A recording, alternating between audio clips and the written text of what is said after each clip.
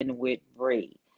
First of all, I want to say happy Thanksgiving to everybody. I hope everyone have a happy Thanksgiving. It's the things that you do, and it's the smile on your face.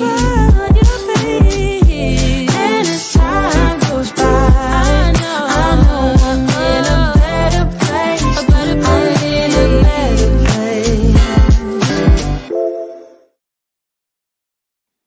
Good evening, everyone. How are you doing?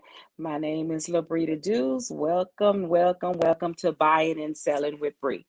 First of all, I want to wish everybody a very happy Thanksgiving. I know right now everybody's probably still out shopping and trying to get food and stuff for Thanksgiving, and most of all, looking at them sales papers to see what's gonna be, you know, on sale for for Black Friday, as well as myself.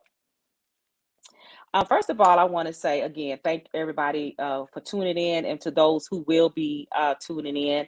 I have been absent for about 2 months, so I'm glad to be back. I'm glad to be back. Starting in February, I'm going to have two shows. One is going to be 30 minutes, and the other one may be an hour. I may even drop that one down to 30 minutes. It depends on, how things are going. But first, let me say this: the housing market, it's still hot. It's still hot. It is a seller's market. The sellers now are getting so many offers on their houses that sometimes it's hard to choose from. Sometimes they'll get an offer and it might take 2 or 3 days before they even, make a decision. Um, Conventional, most people are, selecting conventional loans. People are bypassing the appraisals, and some buyers are even bypassing the home inspection, which I do not recommend, but it is still up to the buyer. um, it's just inventory is really low. It is low, and it's probably, I see that probably going to be like that, for a while, until the market just uh, flattens out a little bit. That might be next year or a year after that. No one really knows. So we just have to take, 1 month at a time. And also too, with the conventional loans versus the FHA loans. Uh, when you get a home inspection or something, it's just a little. FHA is really a government loan, so they are real, strict about some things. Right now, the FHA buyers, they are really having a hard time getting offers because they are FHA buyers. And it is a government loan, and it is just so hard because if a FHA loan is accepted, and the person, you know, gets a home inspection, whereas something on an FHA loan, you can't bypass, but on a conventional loan, you might be able to, bypass it, just a little bit. But I tell all buyers, it doesn't matter whether you FHA, it doesn't matter whether you are conventional, it really doesn't matter. Keep moving. Just keep trying until, it just keep trying, just never give up, and you will get an offer, so. And also with the conventional loans, with the people that are bypassing the appraisals, it's a good thing for some people, and it is a not so good thing, because if you put an offer in on a house and the appraisal comes back low, you as the buyer has to bring that cash to closing, in addition to your closing costs. Whereas the FHA buyer, um, if they put in an offer and the appraisal come back, that's where the listing agent and the seller's agent will negotiate, because sometimes it can be met halfway. But on the conventional loan, when they bypass the appraisal addendum, when they give the appraisal addendum, it doesn't matter.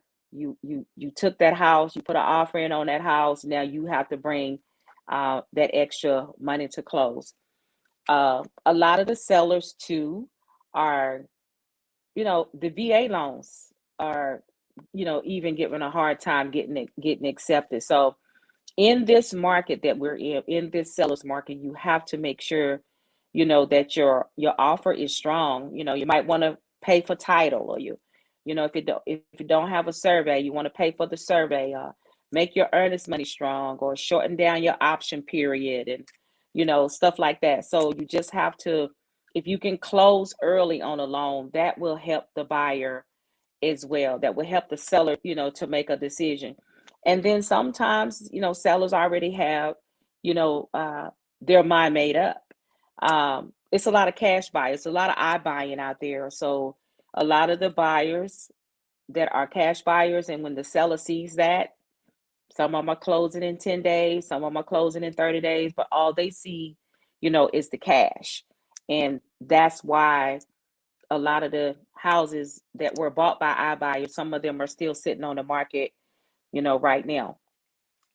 And for FHA buyers, when you buy a pre-existing home, most of the time it's probably not going to be in an area where, you would like to be, or, something like that.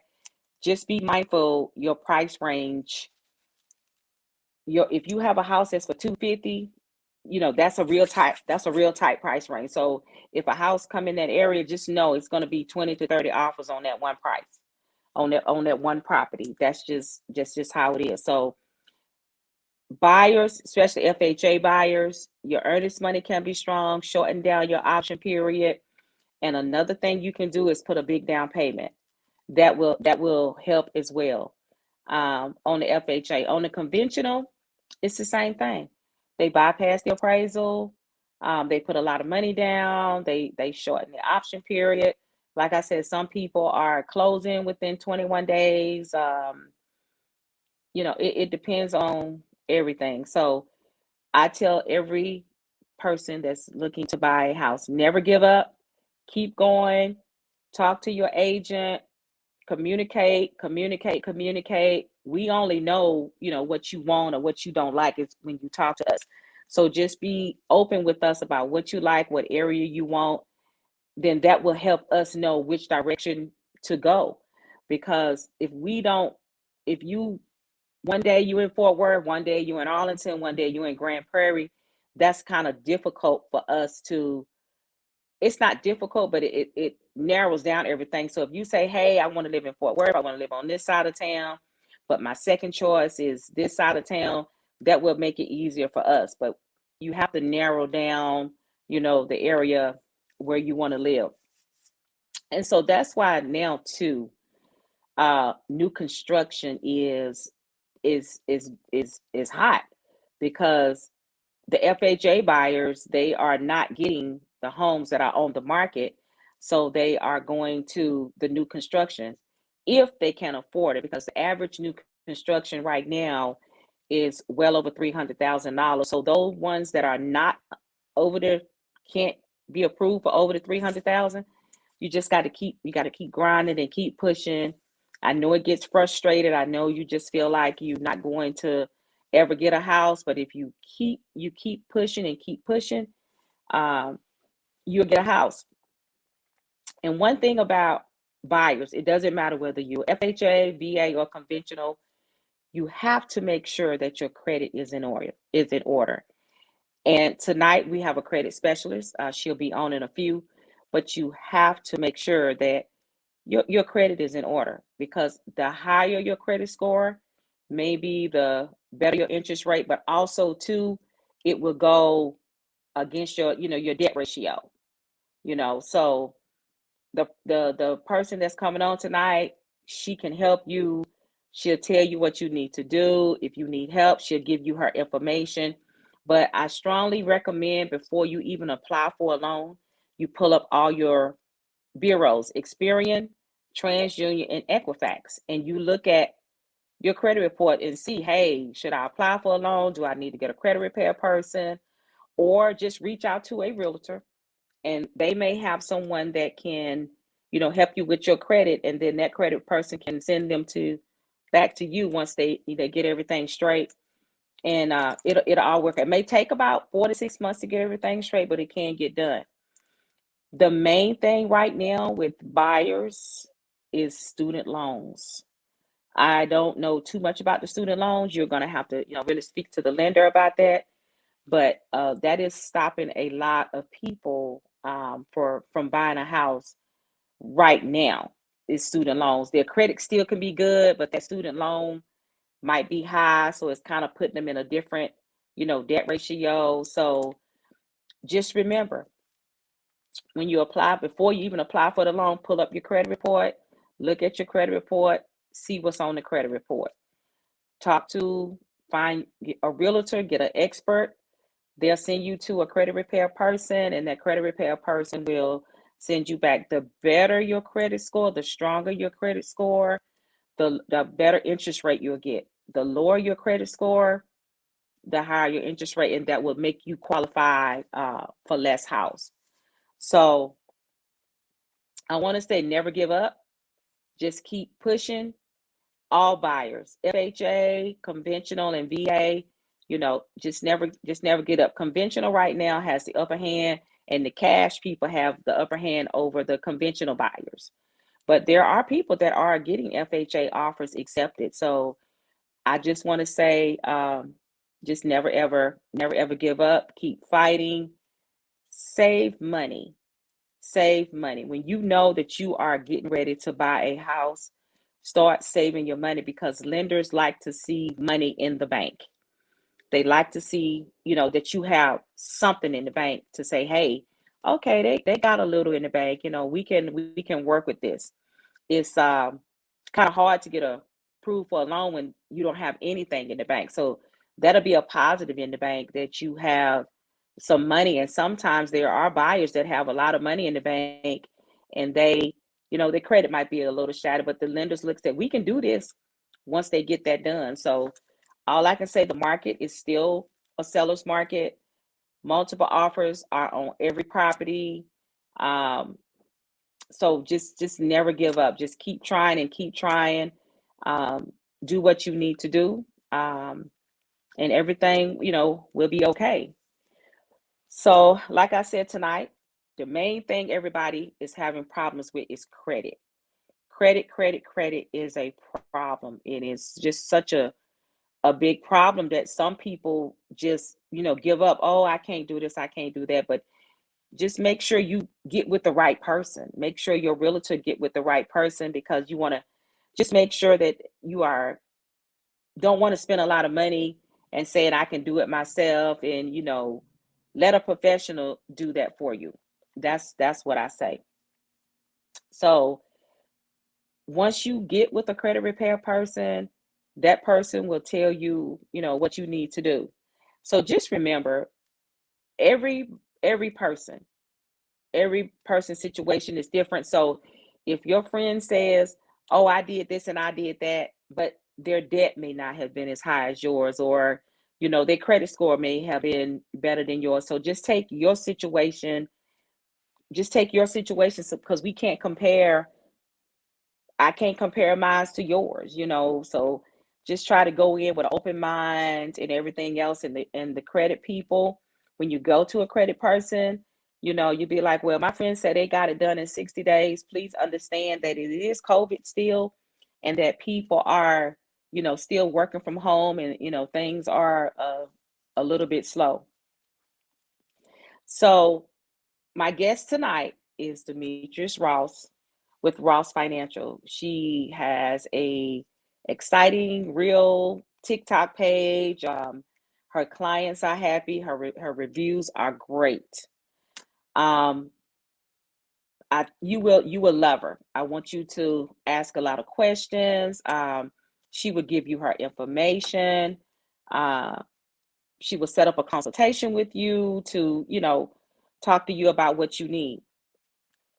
In the meantime, if your credit is okay, just give me a call, Labrita Dews, at 817-975-9284, and we can sit down and do a buyer's consultation, and just to see where you are. So without further ado, let's welcome Demetrius Ross, from Ross Financial. Hey, good evening, everybody. Can you hear me? Yes, I can. How are you doing today? I am good. Thank you so much for having me and introducing me. I am glad to be here back on your show. and answer any questions regarding credit. You mentioned a lot of great points, so I appreciate that. I'll go over a few things. And as Miss Labrita said, if you guys have any questions, please feel free to chime in and I'll do my best to answer them. So let me ask you something. What is the main problem that you see? What the buyers are? What do you see mainly that's an issue with the credit reports? Well, it varies. It definitely varies from client to client. I think a lot of the issues are usually going to be collection accounts, mainly because I see a lot of consultations or even just scrolling the internet, a lot of advice about not paying collection accounts. If it's gone to a collection agency, it's not your debt anymore, and that is furthest from the truth. So I think really understanding why your credit score is low, what you can do individually, because everybody's Hmm. situation is different. But mainly, like I said, those collection accounts are really what's holding a lot of people's scores down. So the medical bills, how are they affecting people now as far as credit, or are the lenders really looking at that now, or like they say, oh, it don't affect it? So what are you seeing from some of the lenders about medical bills? It really depends on the lender. Most lenders have their own criteria, but for the most part, medical bills do definitely count. They count Okay. in the credit score. That's a big misconception that they're not counting in the credit score, and also that you don't have to take care of that kind of debt if you're going for a home loan. It's just like any other account.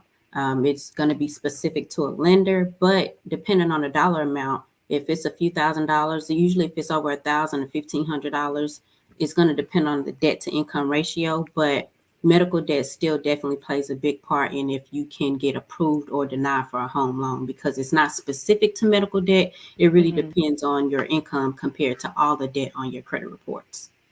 Okay, like I was saying earlier, everybody, you shouldn't compare your credit to your friend, because sometimes people will come in, they say, well, my friend went to this person and they got their stuff done, but your friend credit may not have been as bad as yours. So, or they just not, sometimes may not be telling you the whole story. How does cell phones and light bills and stuff affect your credit report? And I think that was great for you to mention. Like I said, everybody has a different story. You may have 15 collections and your friend may have five. The amount of time that you're going to be in a credit repair program or even working on your own credit is going to vary depending on how you are applying yourself, how you're paying off your card balances, how you're paying off your debt if you have any. So the um, the programs where you're able to add things like your electric bills and your utilities to impact your credit reports, Hmm. they're good for what they are, but I don't recommend them only because the main one that people usually are talking about lately is Experian Boost.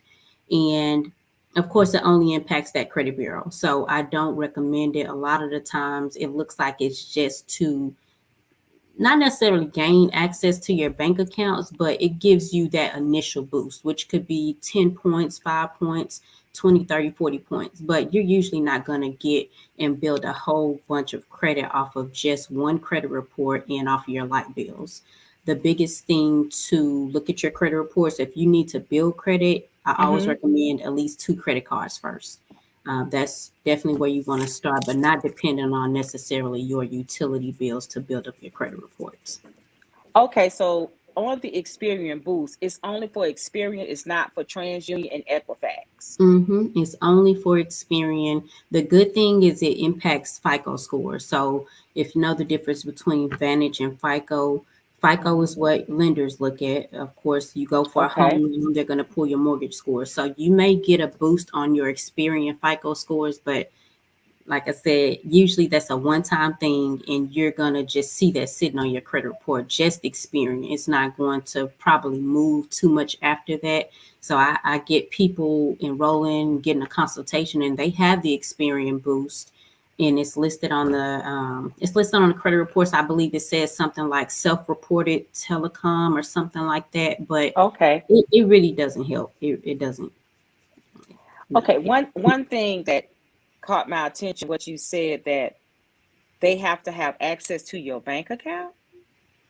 Yeah, so when you sign up for Experian Boost, you go through terms and conditions and then you agree to link your bank account. Usually, like you're going to like apply for a loan or something. It's similar to the system that companies are using called Plaid, but you enter your bank information, your login, your username, and in order for it to see the bills that you pay Mm-hmm. continuously and on time, it tracks what you use on that account that you connected to. Oh, So okay. that's the way that they know if you paid your light bill on time. You paying it at the same time each month. So that's how they can record and report it to your credit reports. So, what is the average increase in score with the Experian, or is just difference depending on how long you had that account, or how does that work?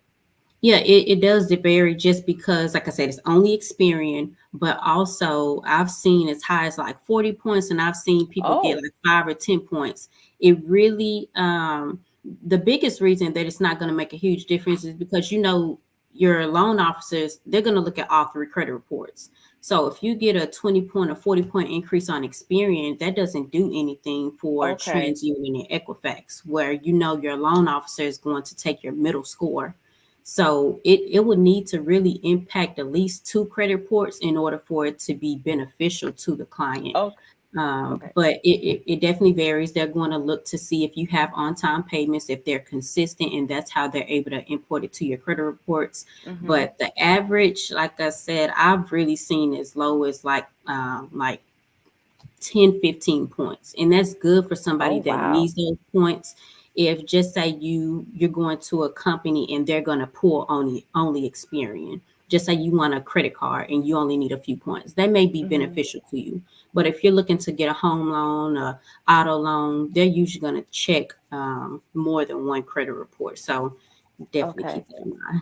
Okay. The other question that I have is, how long does that stay on your credit report? Is that 40 points stays, or does it just for uh, uh, a short amount of time, or That's a good question. So it's actually going to stay on your credit report as long as you have that account linked. If you decide, hey, 6 months later, I'm done with this, I don't want this on my credit report, the terms and conditions tell you that if you unlink the account, then that account Mhm. is closed. Of course, Okay. you're still paying your light bill or your phone bill or whatever utilities you connected to it, but it's going to show as a closed account on your credit report. So it may actually take those points away. Okay, we have a question right now. It says, how easy is it for property management companies to get approved for loans to purchase homes? Do you do you know, or do they still have to go? In other words, the property management company, I'm thinking she's talking about like a LLC maybe, because that might be a lender question. So will the property management company still have the same credit requirements, you think, as an individual when they apply for a loan, or they'll have a different credit requirement? Just from your experience Yeah. type So thing. if that's what she's saying, I didn't know if she meant that, if an individual, if that's what she does, or if that's a Hmm. business. But I can't talk too much on that. But from what I Right. know, the business would still have to show that it's profitable, that there's revenue there. It's still going to be a little bit different from personal credit. They may check your business scores, and the main thing is they're going to check what kind of revenue and cash flow you have Yes. through your Yes. business. And so, just from a little bit experience from talking to different people, they got they count the money that's being deposited in their bank account. That's how they are going to get approved for a loan. Stated income. So all of that is it is a lender's question, but just some dealing, with people, Mhm. that buyers that are buying houses, that has businesses, they use their stated income, but they still have to show that income has to be consistent. It can't be 2,000 this month and 1,000 next month, or 4,000 this month. It has to show a consistency either over a year or 2 years. And with that question that she has, every lender has different requirements. So he or she would have to speak with that lender, to see what their requirements are, versus a personal loan, an individual going for a personal loan. Some of the stuff is still across the board. but still some lenders a little bit lenient and then some of them are not. But as far as a personal loan, the lenders, are across the board right now. And what is, from your point of view, what has been the average credit score that lenders are looking for to get approved for a home loan? It did change a little bit during the pandemic, because they raised the credit score requirement and then they started to lower it. I think for most lenders it's going to Hmm. vary, but for most lenders it's back to about the 620, 640 range. Okay.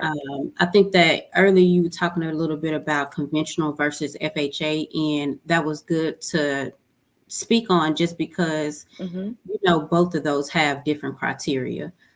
From me, um, going through and talking to a lot of people and clients in the credit repair program, or even those that aren't, I think a lot of people are trying to get the minimum credit score just to be able to qualify for a home loan.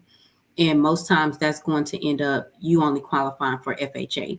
And in this market, as you mentioned, FHA is still getting offers, they're still closing, but there's a lot of stipulations. It So with very much so. anything, I think it's best that you understand what the lender's minimum credit score requirement is, but overall, just try to aim and have a goal for the highest credit score that you can get individually. If they have a 640 minimum credit score, see if you can get a 650, 660, 670. I believe it's every 20 points that you increase that you may have different loan terms. Maybe your Hmm. interest rate may change. But overall, I think that everybody should aim for the highest credit score, not just the minimum. That way you can save. Sometimes a very small change in the percentage on the interest can Yes. save you thousands of dollars over the life of a home loan. So definitely consider that.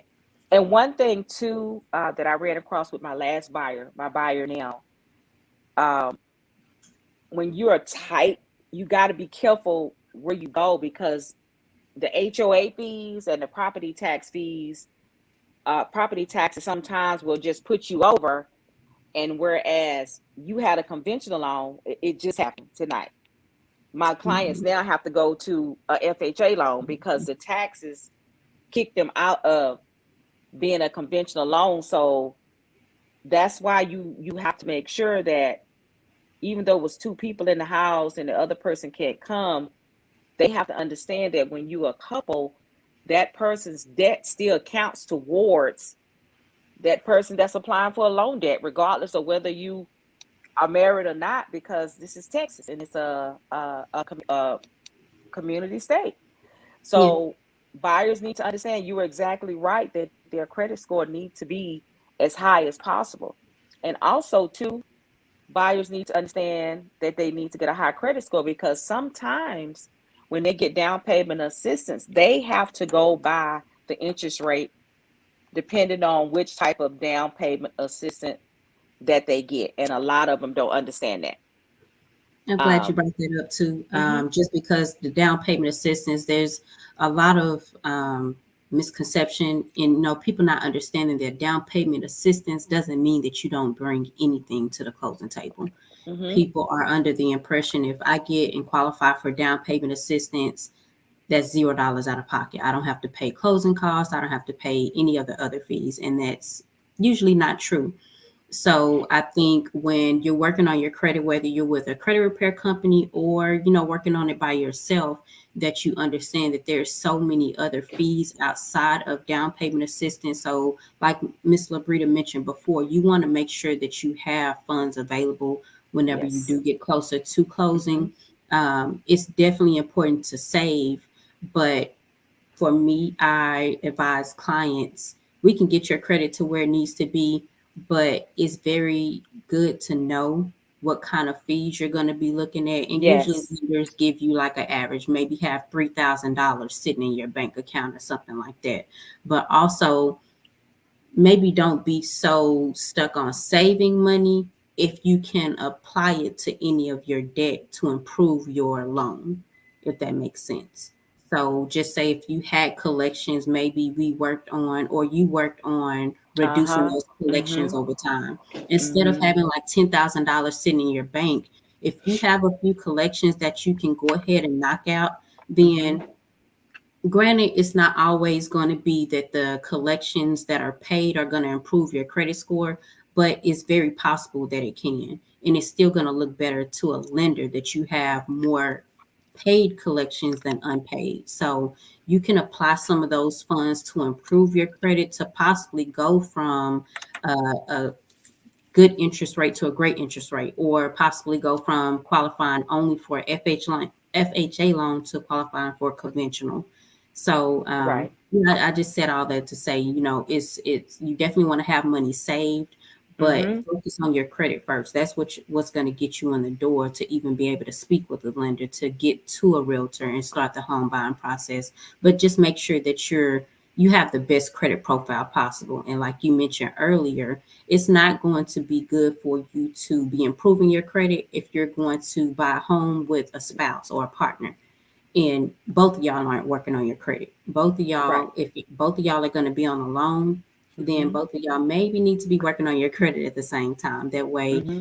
you don't, because it depends on the lender, but I believe most times they're going to pull the middle score from both of your credit profiles. So make sure that you're both good credit wise. So speaking of paying stuff down, I found out personally that when I paid some of my stuff down to zero, I thought that it was gonna help my credit, but it actually didn't. I just should have left something on the card.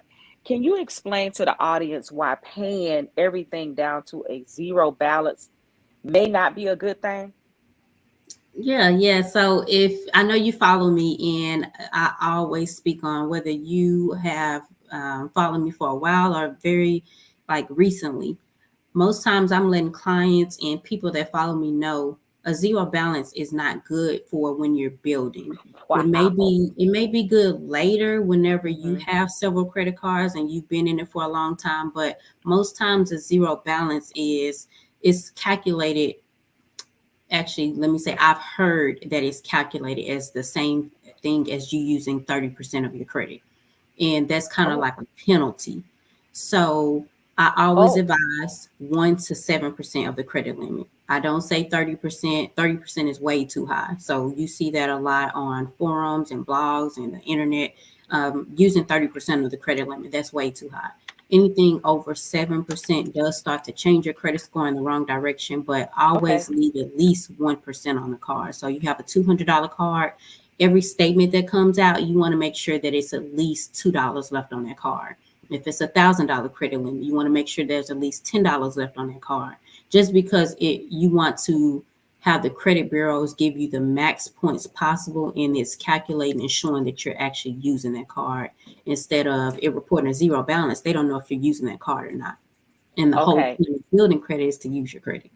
So explain to me why, and I'm pretty sure you probably had buyers and maybe some realtors ask you when the lender tells the client, "Oh, you need to pay that off," and then when they get back, they rerun their credit. It's down 10 points. Why do lenders do that, knowing that if you pay it down to a zero balance, that it may hurt their credit and then it may not qualify? So is they just want that? Do the lenders just want them to pay that down for a debt reason, or what happens? Why does that happen if the lender tells you to pay it off, and then when you do, your credit score goes down? That's kind of like the opposite of what you just said. And I see that all the time.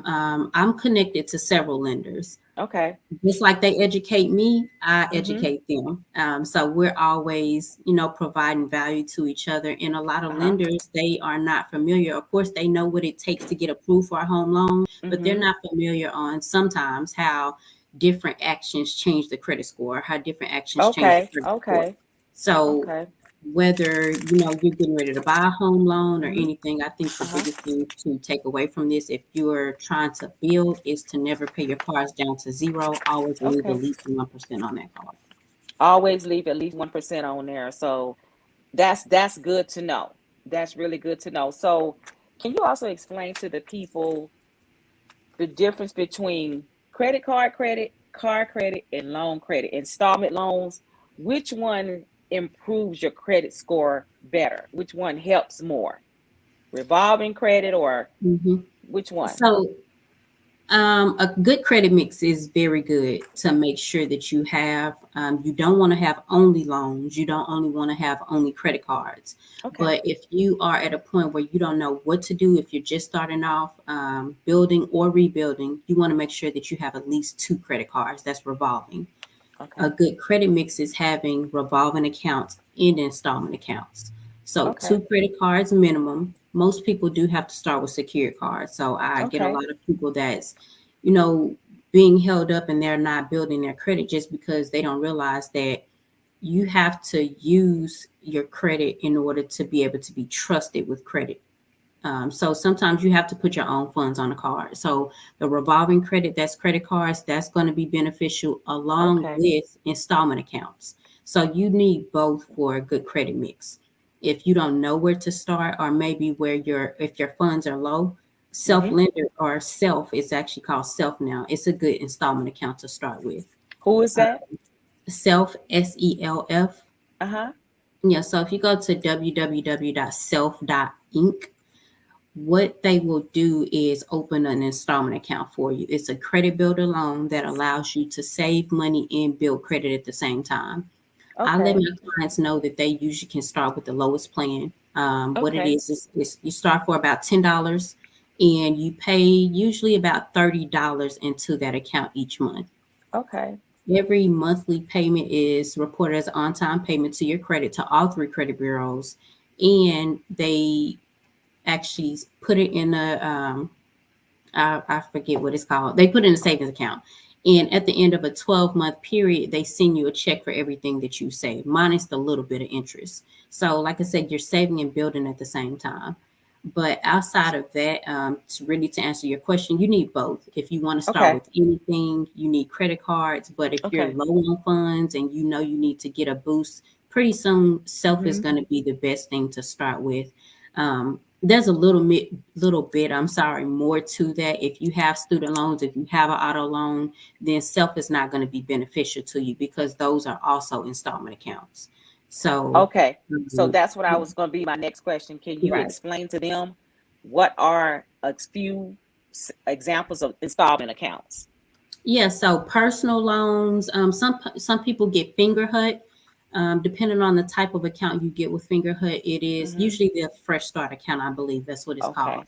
Okay. It's an installment account. If you get a Okay. personal loan, One Okay. Main Financial, or any personal loan that reports to your credit, that's an installment account. Student Okay. loans are installment accounts. Mortgages, of course, are installment accounts.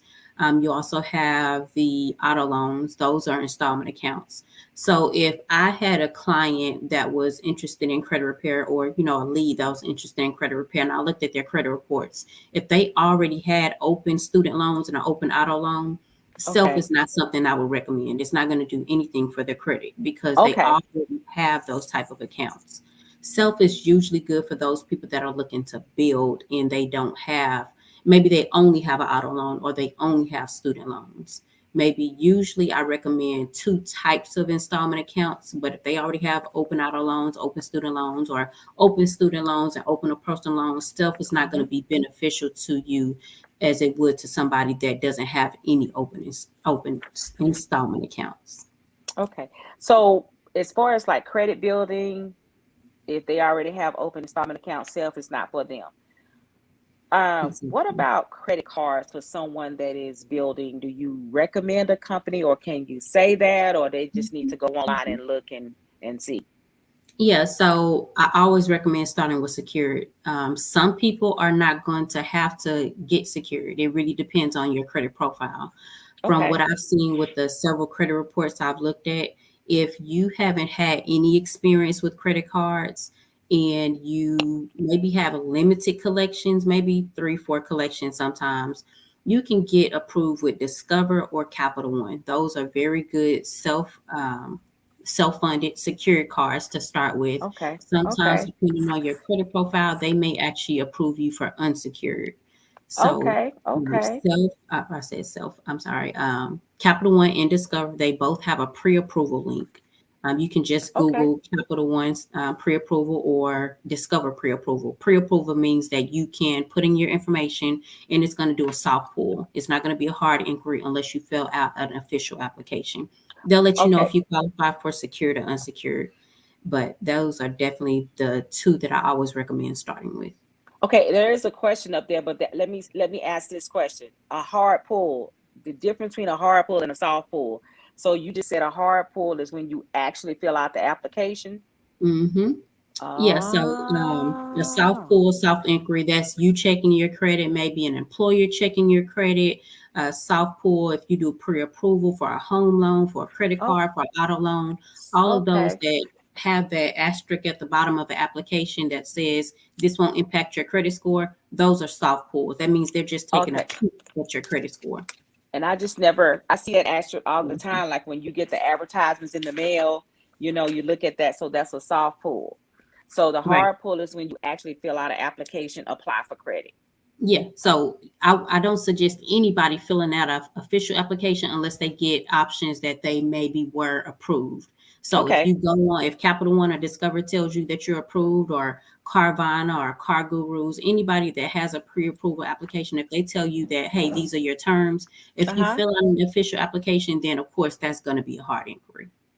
Okay. So the question is, can self be something for children? Um, Yeah, can good that question. question, is it, are they talking about college kids, or are they talking about which age group, or you just can answer that question without them Yeah, asking? I believe that just like most credit accounts, usually the age of 18. Of course, you Okay. can get credit cards and you can add your children that authorized users, but self in any primary accounts is usually going Uh-huh. to be age of 18 in order to report an account, open an account, and report it to the credit bureaus. Okay. Okay. Now, speaking of credit bureaus, I know you've probably run across some stuff where maybe some parents have used their kids for, credit and stuff like that. How does that, I know it messes up the kid, but when a parent does that, that affects the kid. Well, I mean, when they do that, does the kid still have to go through credit repair? Or if the kids say, I didn't know that my parents was doing that, how do they get that off their credit report, or do they still have to go through credit repair as well? It really depends. Most times, like that, even if it wasn't the parents, if it's anybody outside of that person, most times, in order to get it off of your credit report, you're going to be Mhm. looking at filing a like a police report. Like Okay. it's illegal to, of course, have that in someone's name that's not really It you. Of course, you is. put their social, Yes. stuff. But they could go through credit repair. Okay. Most people, of course, are not going to want to file a police report on their parents, or if they know that person, maybe a cousin got credit or something in their name. Most people are not going to go that route. It can be as Right. simple as still enrolling in credit repair and following the same process, just going through the dispute process to see if we can get it off their credit report, just because usually the creditor is not going to have anything official that this person, this applicant submitted it on their own. So it can be a little easier to get that off of the credit report, just because they will still have to have proof that this was the person that submitted the application. Okay. So what if they don't know that person that's on that? What if they know the person and they say they don't know the person that's on their credit report? How does that work?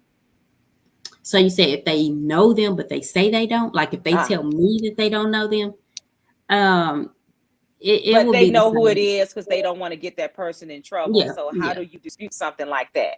Yeah, that's why I say it will pretty much be the same, because most of the time they're not going to want to file a police report. So I would handle it just like I would handle a normal account, um, looking for errors, looking for different violations to see if we can get it off of their credit report. Just because you're not going to file a police report to send in extra documentation, so it will go along the regular process.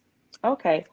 And a couple more questions. How long does it take, the average, for um you to all complete a credit repair, or how many items do you normally see that comes off of a credit repair report? It really varies. So like I said at the beginning, I think I mentioned this a little bit. I think a lot of people have a misunderstanding of what credit repair is. They think, Mhm. hey, if I get into credit repair, she posts all these results. She's going to be able to get everything off my credit report. And that's just not how credit repair is. I let people know that I'm good at what I do, but I can't guarantee by law. I can't guarantee any deletions. I can't guarantee any results. And most consumers, they think results is only deletions. So that is something that varies from client to client. Mm-hmm. I've had clients where I got like 95% of the things off their credit report. I have also clients where we're 6, 7 months in, we haven't got anything deleted. Oh, So wow. deletions are depending on if I can find an error in that reporting. If I look at your credit report and I'm pointing out errors and violations every month, then that's what leads to getting accounts off your credit report. If there's no errors, if there's no violations, most of the time they're going to be updating that account to correct it, or they're going to remove it. If they continuously update it, then we're looking at, that account being reported accurately. It's not going to be removed. So it really depends. It depends on, say, how long someone has. If they tell me that they only want to spend 6 months in credit repair, if they say they Uh-huh. want to buy a house June of 2022, then we're going to have about 5 to 6 months to see what we can get off their credit report. Uh-huh. Let Mm-hmm. them know, hey, these are the accounts that we got off, and these are accounts that you may need to settle. But it really is going to depend if they've spoken with the lender or not. And a lender is going to be the one to tell you specific accounts that need to come off your credit report. So it's not a real detailed question that I can answer because it really varies. Yeah. But By just person give and credit time. Yeah. report by credit report. Yes. It really depends how much time you have to see what's possible. Most times I'm not going to work on negative accounts past 12 months, but that really depends if they've had Okay. new accounts added while I'm working. But Okay. most of the time, the closer that we get to a year mark, I'm letting them know, hey, these are accounts that we need to get paid in order for you to get approved for your home loan. Okay. So let me ask you something. Um, you have a collection account. It's been sitting there when they sell it to somebody else. Is that a violation? You didn't No. give them permission to sell it to nobody else. So is that a violation? Because, most of us have been through that. So that's not a violation for them to, that's HIPAA, they wasn't supposed to sell that. So how do you try to handle that, or just give a little example? Yeah, right. And it really depends because it is specific to that account. Like if you just most of the time that HIPAA, of course, is medical debt. Usually Mm-hmm. when you go into an emergency room or you see a service provider, you sign something that gave authorization for them to do business and share your information with their business partners. So business partners are usually collection Oh, agencies. That's why okay. HIPAA Okay. is not usually a good thing to um, what is it? Usually a good thing to challenge accounts with because most medical debt is not HIPAA violation. Like I said before, a HIPAA violation is like if I say, Mm, if there's anything on my dispute results that say that I had cancer or I had heart okay. surgery, something, that's a HIPAA violation or could be a HIPAA violation. But Okay. your collection accounts being sold and shared with business partners is usually not a HIPAA Mm. violation. It's still your debt. They're still well within their right to collect. So your collections can be sold over and over and reported within Oh, 7 years wow. of the debt being charged off or not being able to be collected on. So after 7 years, that whole collection has to be removed, or if they keep selling it over and over again, so does that time start over when they sell it? Mhm. No, it doesn't. That's the good thing is that no matter who owns the debt, no matter how Mm-hmm. many times they sell it, especially if Mm-hmm. it's like a credit card or something, um, not especially because it's really all accounts. I don't know why I said that, but it's going to depend on the first date of delinquency. So, say for example, if there's a collection that you got, or let me say an auto loan, that would be easier. Okay. Sometimes I have people that get an auto loan. They know that they got the car, say Uh-huh. in 2015. So they're thinking, hey, this repo is going to fall off my credit in 2022, but it really didn't go into default. You didn't go delinquent on this account until 2018. I So it's got it. going to be Okay. 7 years from that date, 2018. So no matter how many times they sell this debt, whether it's Oh, medical or anything like that, it's usually 7 years to 7.5 years sometimes that it's going to fall off your credit reports. that's the same thing with a foreclosure then. People don't understand, oh, I moved out in January, but it's when they Mhm. sell the property and get their money back. So it starts from that Exactly. date, not the date that Exactly. you moved out the house. Hmm. Okay. Exactly. One more question, couple more questions. Inquiries. They hurt your credit a lot. How do you is it when you get a new inquiry, is that 3 points, or how do you remove them, or they got to fall off by themselves? I personally don't do a lot with hard inquiries just because, yes, they're 10% of your credit scores, but usually if you're piling up a whole bunch of hard inquiries, it's because of other reasons. It's because you continuously are getting denied for things. So Okay. I always tell people, hey, if they want to enroll in credit repair only for hard inquiries, you probably need to work on the other things on your credit report that's causing you to get denied. Okay. When someone enrolls in credit repair, I usually don't work on hard inquiries because Okay. there's usually bigger things. Okay. But other than that, of course, hard inquiries stay on your credit report for 2 years, but they're only Yes. calculated into your score for a year. So any inquiries that you had Okay. prior to Okay. November 2020, of course, you still see them on your credit report, but they're not hurting you at all. Okay. Also, to add to that, after 6 months, the points that you lost they start to fade as well. The damage that that inquiry did starts to fade. So it starts to Oh. weigh less after 6 months, and it doesn't count at all after a year. Okay. Okay. It's Also, just sitting there after a year, but yeah, we yeah. don't know that. So um So I always that's tell good people to don't know. worry too much about hard inquiries just because it's not a huge deal. Most people, and it's not the case for everybody, but most people, most clients that I look at, they have so much more to worry about than hard inquiries. So focus on why you're getting those hard inquiries and possibly not being approved versus trying to get the inquiries off because most times you're not going to be a deny for a home loan just for hard inquiries. And that's most people's goal for credit repair. Okay. One last question. Multiple addresses on your credit report and Mhm. multiple names. Is that a you see that a lot? Like we have made names, and when the credit card company spell your name wrong, how do you handle that? I actually start off working on personal information just because it's a more stable. It looks like the client is more stable. So if you have 4 or 5 addresses on your credit report, that's the Hmm. first thing that we're going to try to update to make sure that your Okay. name matches across all 3 bureaus as Okay. well as your address matches. Okay. Because personal information, it's one of the things that helps get credit negative accounts off. That's Hmm. usually people It think it's a does. social where Hmm. an account is tied to your credit report, and Hmm. usually you only have to have that person's name and address. So Okay. we will update the personal information to make sure that it matches. But to creditors, if you have several addresses, it just looks like you're unstable and that Yes. you're Keep moving all moving. the time. So that's the Yes. first thing that we will update. And that's a simple phone call, or if you're rolling credit repair, we will update that. But it's usually just a simple phone call to the credit bureaus to give them the correct spelling of your name, Hmm. also the correct address, and tell them to ask them whatever to remove any old addresses or old employers.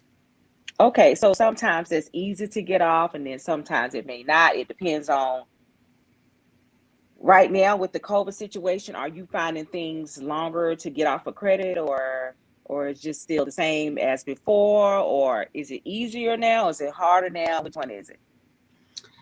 Um, I think when the pandemic first started, it had Hmm. gotten to where it took a little longer just because the bureaus were given more time to process or to answer a dispute. For Okay, the most okay, part, I think over the last few months, it's kind of gotten back to what it was pre-pandemic. But okay. I think everybody that is interested in credit repair should just give themselves at least a year in to order get to see done. the biggest changes. I've had people graduate the credit repair program in 6 months. I've had people finish and approved for a home loan or pre-approved for a home loan as soon as 4 months. So it's really going to vary. If you know that you have 50 collections or 30 collections, Hmm. you may not have the same results or the same time frame as somebody with fewer.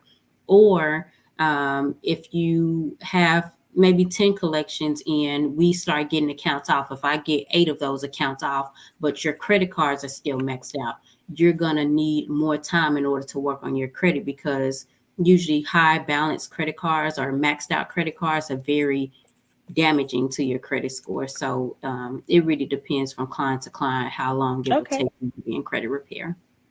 I want to thank you so much for coming on tonight. And it was such a wealth of information. So, if you don't mind, can you give your website, your phone number, so everybody can, anybody that wants to contact you, they can call you. And so if they want to get the process started. Yeah, again, so I appreciate you having me, You're everyone tuning welcome. in. Or if you catch the replay, I am Demetria Ross. I'm the owner of Ross Financial Solutions. I Hmm. own the credit restoration company. I don't um, partner with anybody or anything like that. So if you are enrolling, we're working on your credit and we're working to see if we can get the collections account reduced, how we can help you build credit and be able Hmm. to get knowledge to maintain it once you're finished with credit repair. If you're interested in enrolling or scheduling a consultation, my website is www.rossfinancialsolutions.com. Hmm. And I can also be reached at 469-616-3680. Okay, what are your hours? What are your hours that you, when people call you, how long does it take for you to respond back to them or something like that? So I tell everybody I really need to get like specific hours, just because I like over the last few months I feel like I haven't set like boundaries and I'm answering messages and things all outside of business Uh-huh. hours. My hours are 8 a.m. to 8 p.m. Okay. Anything outside of that I would usually answer the next day. If Okay. Okay. someone calls that line, we will go over information, just basic information, basic questions about their credit report. But if it gets too much into it, then we're going to schedule a consultation. My Okay. consultations are paid.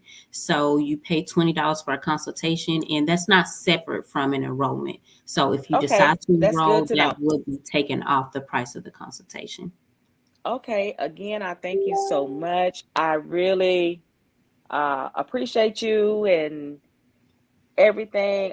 Do you give classes on credit repair or did you just not right now or So, are you referring to classes for consumers to learn about credit or for other yes, people to get in the business? consumers to learn about credit? I have started working on a DIY webinar, like Mm-hmm. just getting on like this kind of platform and speaking with Uh-huh. individuals about credit. So I've been working on it the last Okay. few months. I haven't finalized it, but I hope to have that ready probably first quarter of next year. Okay. Again, mention your phone number. I think I don't want to hit the chat and I disappear. Okay, yeah. My website is www.rossfinancialsolutions.com. And if you have questions, please feel free to reach me also on Instagram. I prefer Instagram messages versus this personal page. My Instagram is Ross Financial Solutions, and my phone number I can be reached, or you can call or text that line. I can be reached at 469-616-3680. If you don't get an answer, please feel free to leave a voicemail and I'll return your call as soon as possible. Yes, and again, my name is Labrita Dews. I am a realtor in the Dallas Fort Worth area. Thank you so much, everyone, for tuning in tonight to my podcast, Buying and Selling with Bree. If you are looking to purchase a house in the Dallas Fort Worth area, you can give me a call at 817-975-9284, or you can also visit my website at www.labritadews.com. Um, just mention this podcast. Where did you get the information? And just let Miss Demetria know. Let me ask you something. Do you run specials sometimes or Yes, I do. I actually have a special right now for anyone that's following me on Instagram. Okay. There is Hmm. a $300 off a 6 month plan. So if you follow me there and you're interested in credit repair, just inbox me and I will get you started. Okay, okay. Again, thank you so much for tuning in. She does herself. She has her Instagram page and she is live. Sometimes she just pop up. She has her. You have your what do you call the real page and everything Reels. else. Yeah, your reels, and she has a little thing. Y'all just check her out as well as me. Thank you. So I really appreciate everybody coming on. Um, take care, everyone. Thank you Thank you for again having me. Thank you for for the joining. It's the things that you do.